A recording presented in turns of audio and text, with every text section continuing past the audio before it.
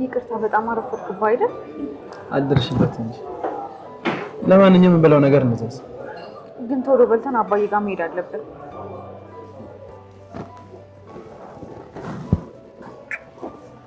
በነገራችን ላይ ዛሬ በጣም ነው የማረፍሽ። አመሰግናለሁ።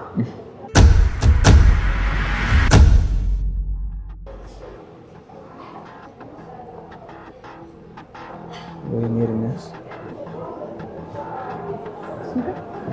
ምን እየሰራ ነው?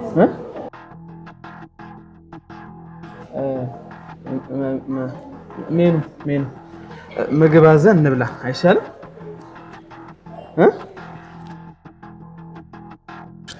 ውይ በጣም ይቅርታ። የሆነ ስልክ ቅድም ደውልልኝ ብሎኝ እስካሁን ደውልላቸው። አንዴ መታጠቢያ ደርሼ ልምጣሽ፣ ልደውልላቸው። በዛ መጣሁ። እሺ አንዴ። እሺ ይቅርታ። ምን ሆነ? ስልክሽ ላይ ስደውል ወንድ ነበር ያነሳው። አሁን ገባኝ። ቅናት መሆኑ ነው። እየቀለድኩኝ አይደል? ማን ነው ልጁ? እንዴ እንዲያውም አልነግርም። ትንሽ ተንጨርጫል። ምን? እያሳመንከኝ ነው እኮ። ሰምኛለሽ ማለት አንቺ የኔ ነሽ። እሺ ማንም ሰው ሊያይሽም ሊመኝሽም አይችልም። ምን ሆነሃል? ቆይ እንዴት ነው እንደዚህ አውሬ ልትሆኚ? ሰክረሻል እያልከኝ ነው? ሲጀመር እንደዚህ ሙክክ ብለሽ ነው ደውለሽ ቁም ነገር ማወራህ ነገር አለ ብለሽ የጠራሽ? ቆይ ከዚህ በላይ አንገብጋቢ ጉዳይ አለ እንዴ? ለማንኛውም ነገ ብናወራ የተሻለ ይመስለኛል። አይሆንም፣ ዛሬው ነው መነጋገር ያለብን። ሲጀመር ደግሞ ከኔ በላይ እኮ አንተም ተንደላቀየ ነው ያለው በናሁን ገንዘብ ነው። ጡረተኛ መሆኔን እየነገርሽኝ ነው? ጡረታ እንኳን አትበላው። አልጋ ላይ ለምትሰጠኝ ደስታ ሲያንስ ነው። ቆይ አንቺ ከመቼ ጀምሮ እንደዚህ ባለጌ ሆንሽ? ጨዋ ነበርኩ እንዴ? ተነሽ በቃ ሳይመሽ ወደ ቤትሽ ላድርስሽ። ይምሻ ደግሞ ያንተ ቤት አለ አይደል እንዴ? ምን ያሳስበናል? ያንተ ቤት? አዎ ያንተ ቤት። ምን ያስደነግጣል? ደግሞ አብረን ካደርንም በጣም ቆይተናል አይደል? ሲጀመር አንቺ ከናው ውጪ ነው መች ትፈልጊኝ? ግን በናው ውስጥ የምትታየኝ ሁሉ ያንተ ብቻ ነው። ይልቅ አባት ያወኪል ምንም ደስ ስለማይል ሰውየውን በእጅሽ ብታስገቢ የተሻለ ይመስላል። ወዶ ነው? ግን እስኪ ምከረኝ፣ እንዴት አድርጌ ነው በእጄ ማስገባው? ቆይ እኔ ለምን አታረግዥለት? ምን ነው ተገረምሽ? ይሄንን ነው መሸሽ። በል እንጠጣና ወደ አንተ ቤት እንሄዳለን። አልነገርኩሽም? ለካ ያን ቤት እኮ ለቀኩት። ምን? ቆይ ምንድነው አንተ አስሬ ቤት የምትቀያየረው? ቆይ ቺት እያረክብኝ ነው እንዴ? ሰላም ጤና ይስጥልኝ ውድ የኑሃሚን ድራማ ቤተሰቦች እንዴት ናችሁልኝ? እንኳን ወደ ሰብለይቱ በሰላም መጣችሁ። ኑሃሚን ድራማ ክፍል 16 ላይ ደርሷል። እንግዲህ በኑሃሚን ድራማ ክፍል 16 ላይ የታዩት ትዕይንቶች አሁን ላይ ድራማው ትንሽ ጠንከር እያለ መጥቷል። ሲጀምር ትንሽ ፍቅር በሚመስል ሁኔታ በተለይ ደግሞ ኑሃሚንና ኤርሚያስ ደስ የሚል ግንኙነት የሚያስቀና የፍቅር ግንኙነት ጀምረው ነበረ። ነገር ግን ሳይውል ሳያድር ነገሩ እየተበላሸ ነው። እንግዲህ ቆንጂየዋ ኑሃሚን ኤርሚ በጣም ይወዳታል። ነገር ግን ኤርሚያስ ታማኝ ሰው አይደለም። ምናልባት ገንዘብ አለው፣ ገንዘብ ኑሮት ከኑሃሚን ጋር መኖር ይፈልጋል።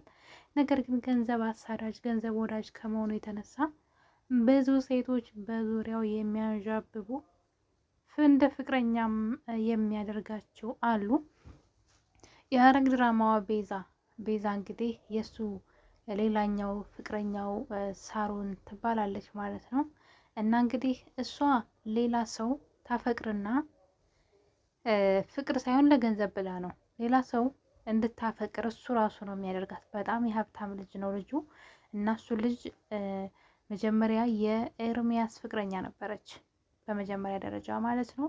እና እንግዲህ ከዛ ግን ኤርሚያስ ገንዘብ ወዳድ ስለሆነ ልጅቷን ደግሞ አይወዳትም። ስለዚህ ሊጠቀምባት ፈለገ። ሌላ ሳም የሚባል ሰው ያፈቀረችው መስላ ከእሱ ጋር እንድትሆነና ገንዘቡን እየተቀበለች ከሱ እንድትሰጠው ከዛ አብረው ደስተኛ ህይወት እንደሚኖራቸው ይነግራታል። እሷም ደግሞ ኤርሚያስን ስለምትወደው እሺ ብላ ከሌላ ሰው ጋራ ፍቅር ትጀምራለች ማለት ነው። እና ያኛው በጣም የሀብታም ልጅ ስለሆነ ብቸኛ ልጅ ስለሆነ የፈለገው ነገር ቤተሰቦቹ ያደርጉለታል። እና እንግዲህ በዚህ መሀል መኪና ሁሉ ገዝቶላታል፣ በጣም በሚገርም ሁኔታ ማለት ነው። እና ያን መኪና እንግዲህ ለኤርሚያስ ትሰጠዋለች። ካስታወሳችሁ የሆነ ጊዜ ኤርሚያስ ለመጀመሪያ ጊዜ ኑሐሚን ሲተዋወቃት የያዛት መኪና ነበረች። ከዛ ግን በሳምንቱ ደግሞ ሌላ መኪና ቀየረ። አዎ ሳሮን ነች። ሳሮን ከዛኛው ከውሽማዋ እንግዲህ ውሽማን በለውና ማለት ነው በስመ ፍቅር አንድ ጊዜ ነው አንድ ነው። ፍቅርም የተከበረ ነው። ፍቅር ማለት እንግዲህ የብዙ አይነት ፍቅር አለ። የቤተሰብ ፍቅር ወዘተ። ይሄኛው ደግሞ የአንድ ሴትና የአንድ ወንድ ፍቅር ማለት ቃል ኪዳን እስከ መጨረሻው በአንድ ላይ ጸንቶ መኖር እንጂ ፍቅር መቀለጃ አይደለም። እና እኔ ፍቅር ብዬ አልለውም፣ ውሽማዋ ብዬ ልጥራውና ፍቅረኛዋ ውሽማ እንድትይዝ ያደርጋታል ለገንዘብ ብላ እና ከዛ እየተቀበለች ለእሱ ገንዘብ እንድታመጣ ከዛ ገንዘብ በደንብ ሲኖራቸው አብረው እንዲኖሩ ይነግራታል። ልጅቷ ኤርሚያስን ስለምትወደው ውሻ አለችው እና ሌላ ፍቅረኛ ሌላ ውሽማ ያዘች። ልጁ ሀብታም ስለሆነ የፈለገችውን ያደርግላታል። ይሄኛው ደግሞ እሷን ይወዳታል ችግሩ ማለት ነውና እና እንግዲህ ከሱ እየተቀበለች መኪና ሁሉ ሳይቀር አስገዝተው ለኤርሚያስ ትሰጠዋለች። ኤርሚያስ ያው እንደነገርኳችሁ በዚህ ቀደምም በጣም ብዙ ስራዎችን ይሰራል። ከውጭም ከውስጥም ወንጀል የሚመስሉ ስራዎችን ይሰራል። ያገኘው ገንዘብ ሁሉ ይህ ሁሉ ተንደላቆ የሚኖርበት ገንዘብ ሁሉ ሰርቶ ሳይሆን ሰርቆ አጭበርብሮ ነው። እና ኑሐሚን በማታውቀው በዚህ ውስጥ መሰቃየት አለባት። ነገር ግን አሁን ላይ ድራማው አቅጣጫውን ሊቀይር ነው። ኤርሚያስ እንግዲህ ኑሐሚንን ቤት ተከራይቶ አባቷም እሷም በአንድ ላይ እንዲኖሩና እንደሚወዳትና ሚስቱ እንድትሆን ይነግራታል። እሷም ተስማምታ አብራው እየኖረች ነው። እና እንግዲህ ሁሉም ነገር ከተከናወነ በኋላ ግን የኤርሚያስ ማንነት እየወጣ መጥቷል። በተለይ ደግሞ ሳሮን የምትባለው ፍቅረኛው አሁን ላይ የት ነው ያለው፣ የት ገባ፣ የት ወጣ እያለች በየቀኑ እየደወለች እየተቆጣጠረችው ትገኛለች። እናም እሱም እንግዲህ በፍጥነት ቤት ይቀይራል። ምክንያቱም ሳሮን ያለበትን እንዳደርስበት ነው።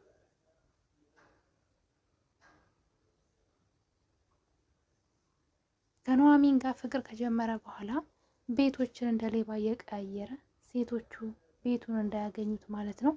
እና እንግዲህ ሳሮን አሁን ላይ ካንተ ጋር መኖር እፈልጋለሁ ትለዋለች። እሱም እንግዲህ ማለት ነው ኤርሚያስ እንዴት እንደዚህ ያለች ከዛ ልጅ በጣም ብዙ ገንዘብ ማግኘት አለብን፣ የገንዘብ ምንጫችን እሱ ነው። ስለዚህ አሁን ላይ እኔም ዝግጁ አይደለሁኝም፣ አብረን እንድንኖር ገንዘብ ያስፈልገናል፣ ከልጁ ጋር ቆይ ይላታል።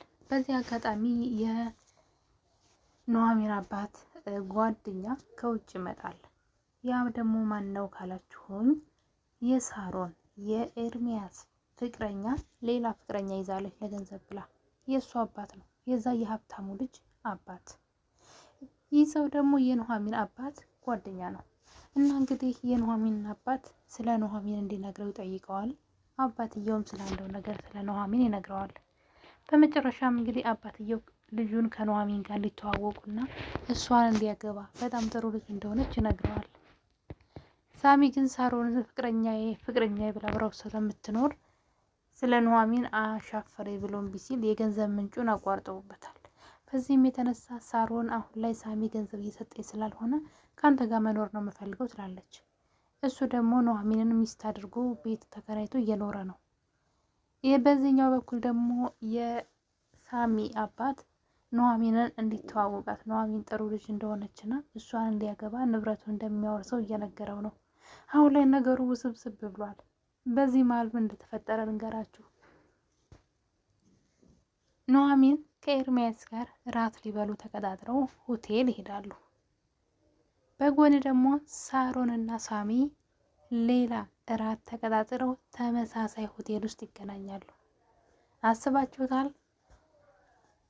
ሳሮን ደጋግማ ኤርሚያስን ጠይቀዋለች። በሌሎችስ እያደረክብኝ ነው እንዴ? እኔን ገንዘብ አምጪ ብለህ ወንድ ጋር ልከኸኝ፣ አንተ ግን በእኔ ላይ ችት እያደረክብኝ ነው ብላ ደጋግማ ስትጠይቀው አረ በፍጹም ብሏት ነበረ። ነገር ግን እሱ ኑሐሚንን አግብቶ እየኖረ ነው። በጣም ያሳዝናል። እና እንግዲህ ነገሩ ምን ሊሆን መሰላችሁ? ኑሐሚን ስለ ኤርሚያስ ማንነት ማወቁ አይቀርም፣ ተደብቆ እውነት አይቀርም። ምክንያቱም እዛ ራት ሊበሉ የተገናኙበት ሆቴል ላይ ቀድመው ኤርሚያስና ኑሐሚን እንደምታዩዋቸው ራት ላይ ቁጭ ብለው እያለ ድንገት ሳሮንና ፍቅረኛዋ እዛ መጥተዋል።